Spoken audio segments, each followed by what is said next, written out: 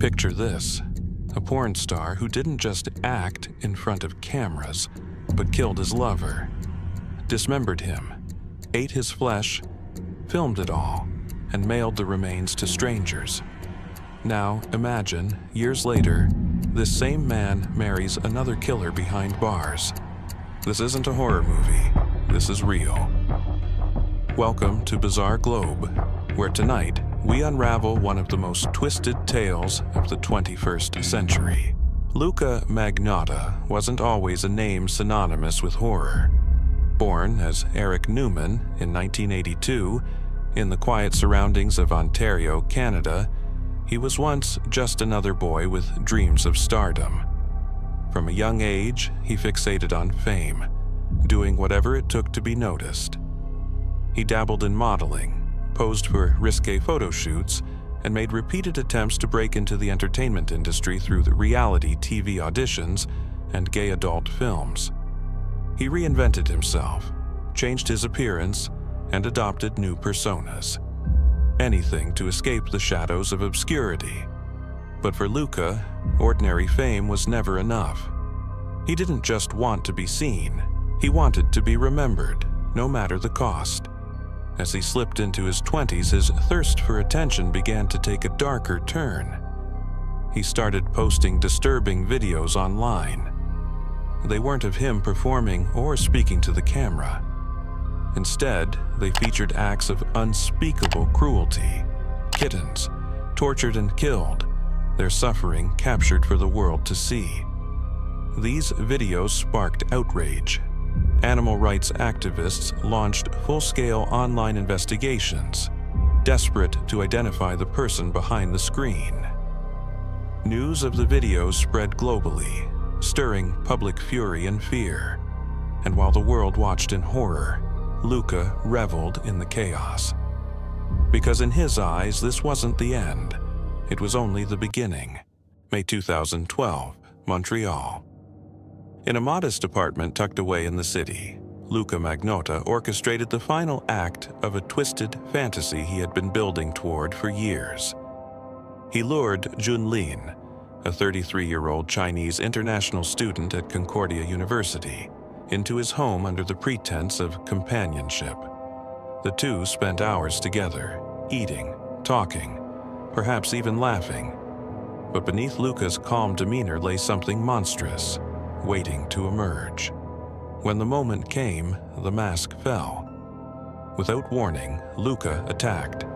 Armed with an ice pick, he stabbed Jun repeatedly in a frenzy of violence that would shock even the most seasoned investigators.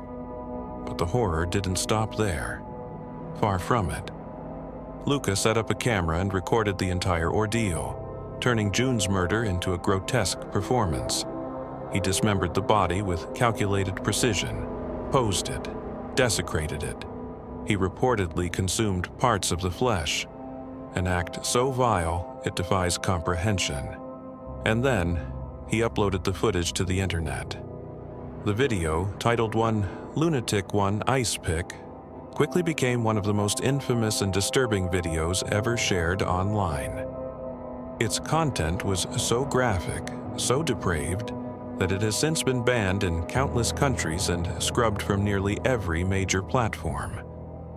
But by the time authorities realized what they were dealing with, Luka had vanished, leaving behind a scene of pure horror and a nation gripped by fear. In the days following Jun Lin's brutal murder, Luka Magnotta escalated his grotesque game to an even more horrifying level. He didn't just leave behind a crime scene, he turned it into a macabre spectacle designed to shock an entire nation. Methodically, he packaged Jun's severed body parts and mailed them to unsuspecting recipients across Canada. A bloody hand was delivered to the headquarters of the Conservative Party in Ottawa, accompanied by a chilling, cryptic message. Not long after, a human foot arrived at an elementary school in Vancouver, sending shockwaves through the community and sparking a wave of panic and revulsion. These weren't random deliveries.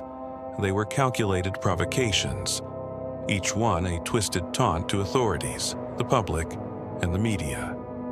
Luka wasn't hiding in the shadows anymore. He wanted attention. He demanded it.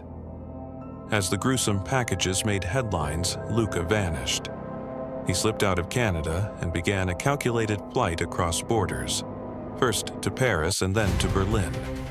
A global manhunt was launched, with Interpol issuing a rare red notice and law enforcement agencies across multiple countries scrambling to track him down.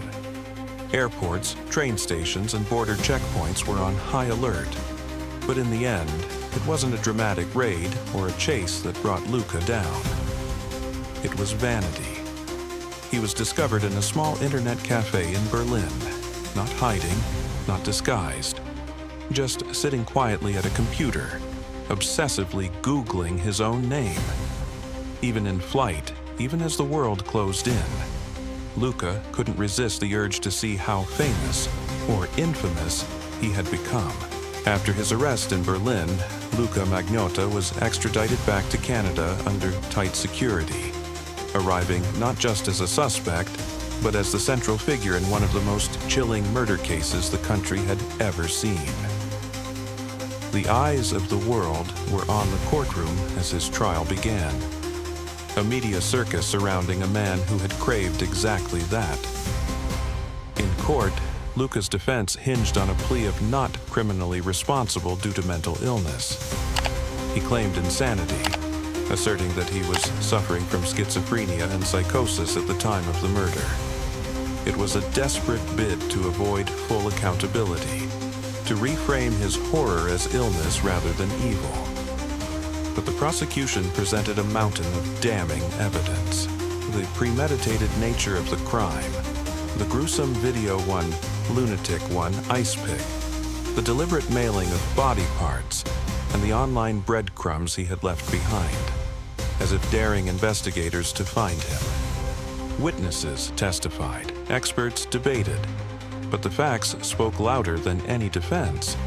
Luka Magnotta had meticulously planned the murder.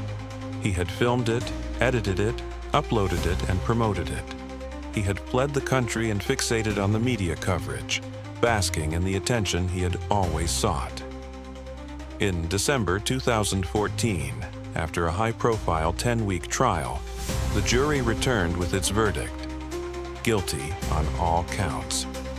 Luka was convicted of first-degree murder, committing an indignity to a human body, publishing obscene material, criminal harassment, and mailing obscene and indecent matter. The sentence was swift and final: life in prison with no possibility of parole for 25 years. The man who had once fantasized about being a celebrity was now locked away, stripped of his freedom, left only with the notoriety he had so desperately chased. Luka Magnotta, the fame-hungry killer, had finally been caged. You'd think the story ended with Luka Magnotta locked away for life. But it didn't. In 2017, the headlines erupted with yet another bizarre and unsettling twist. Luka Magnotta had gotten married behind bars. The news shocked the public yet again, reigniting morbid fascination with the man who had once horrified the world. His groom? Anthony Jolin, a fellow inmate and convicted murderer, known for his ties to prison gang violence and for committing a brutal killing while already serving time. Their union was far from a tale of redemption. It was a pairing that seemed to defy reason. Two violent men, both responsible for unimaginable acts, finding companionship in the confines of a maximum security prison. The ceremony was quiet, held within the institutional walls of the prison facility. Luka's mother, Anna Yorkin, his most loyal and vocal defender, attended the event, watching as her son, once a boy obsessed with fame, now pledged love and loyalty to another convicted killer. Despite the limitations of their incarceration, the two men carried on their relationship through letters and supervised contact, exchanging romantic vows and mapping out a shared vision of life together, one that would exist only in dreams, confined within steel bars and cement walls. They can't share a cell, they'll never walk free. But in their minds, they have a future. One built on obsession, isolation, and the chilling bond between two monsters society will never release. Luka Magnotta's story is a descent into darkness, a mirror reflecting a mind warped by obsession, control, and depravity. A cannibal porn star, a forbidden video, human remains in the mail, and a wedding no one saw coming. This is Bizarre Globe, where truth is stranger, darker than any fiction. If you're still here, subscribe, because the world is full of stories that'll haunt you. If you want to watch another bizarre story, stay for the next video.